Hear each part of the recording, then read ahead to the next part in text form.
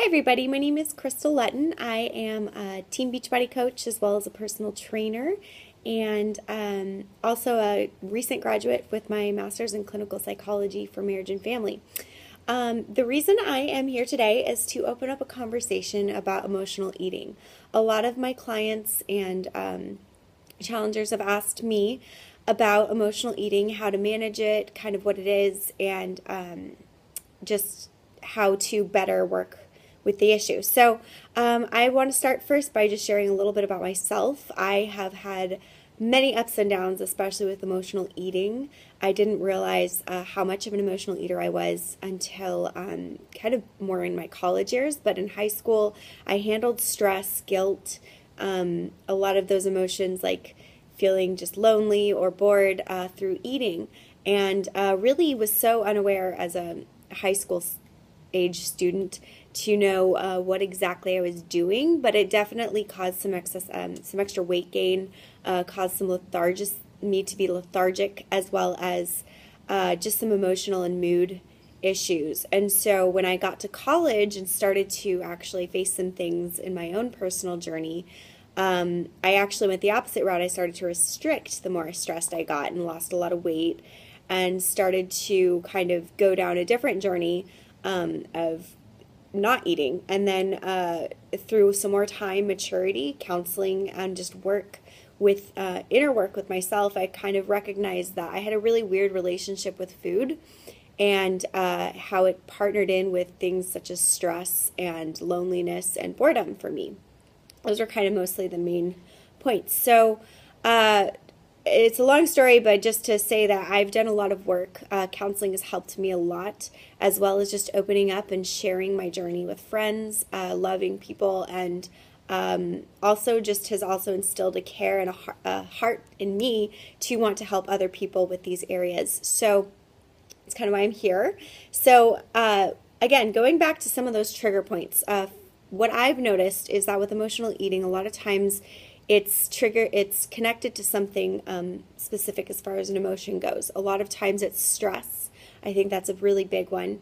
Loneliness, if you're feeling sad or alone or something is really hurting inside.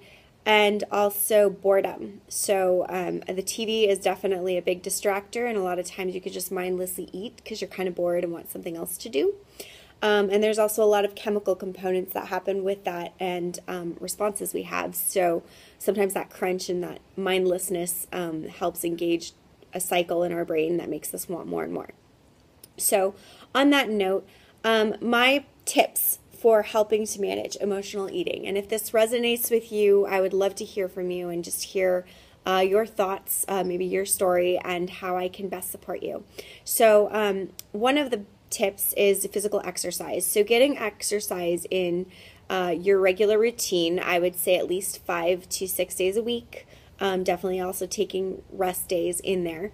But getting yourself active will help kind of distract your mind from whatever might be triggering that need to eat, as well as also just release endorphins and help you feel better, and also keep you connected to a healthy lifestyle. So making sure that's definitely a priority in your life, whatever works for you. And if you need some help with that, I have a lot of programs. I'm a trainer, so I would love to connect with you and help you with that. So just reach out. Don't be afraid. And also with stress, a lot of times when you're feeling stressed, being aware. So take time to be aware. What stresses you? What are triggers or show points that are saying I am stressed? Do I start to get like really anxious? Do I start like biting my nails? Do I start tapping? Do I start twitching or something? Whatever it is that shows you signs of stress, be aware of that and know I have a game plan to handle this stress in a different way than going to the pantry. So going for a run, going for a walk, getting your exercise in at that time, or maybe doing another little bit of an exercise because you know you're stressed. That's definitely a huge stress manager for me, is just going for a run or going and hitting the gym or doing my home workout. So that's one. Another thing is, like I said, sadness or loneliness. And for me, I was having a hard time connecting. And a lot of times when that happens, when you're not connecting with others, you internalize a lot of sense of loneliness, or maybe you're not just kind of getting out enough, or having enough of a deep, real connection, or maybe there's a relationship issue that's bothering you. So make some time. It might take a little bit of time to do some, oh, I got this funny wind here. It might take some time or some homework to find a group to connect to, or reach out to some friends that may have been on your heart that you're just kind of like, I haven't talked to them in a while, but I need to do so. But you need to make that step to get outside of yourself. So be brave. I just want to encourage you. I know it's intimidating. If you need some resources, Chalene Johnson has a Courageous Confidence Club, and she does a great podcast, and she just encourages you. Just be brave and have some steps and tools to feel confident and reach out to others. So that would be my second point. And then my third point would also just be to take some time and relax and be good to yourself. And this, I would say, is the number one, is when you recognize this as a habit in your life, don't do your best to not beat yourself up. Listen to the thoughts that are running through your head and maybe write out some statements that are saying, I'm okay, I'm human. It's very, very common and human to respond to emotions with eating. And just take some time and write some little statements that kind of give grace and comfort to yourself in a different way that are coming from yourself. Because ultimately, if you're going to be beating yourself up, it's going to start a cycle that's just going to make more stress that'll probably lead you to eat more. And I know that cycle. And so I want to encourage you to break that cycle by going a different direction and taking some time to just write out some good statements about yourself, write some things you love about yourself, write some goals that you might have for yourself that you know you want to do and you want to see. But just being good to yourself, taking some time to relax, practicing deep breathing if you're feeling stressed or lonely, and